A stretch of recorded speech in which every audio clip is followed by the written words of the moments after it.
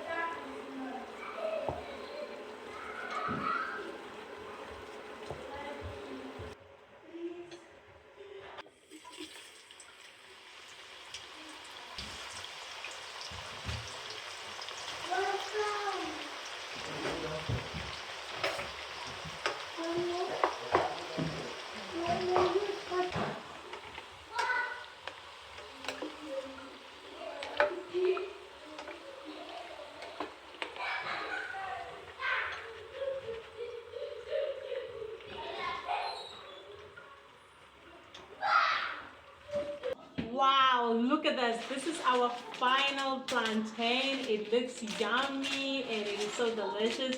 Just look at this. Wow, look at this, guys. Just look at this. Wow.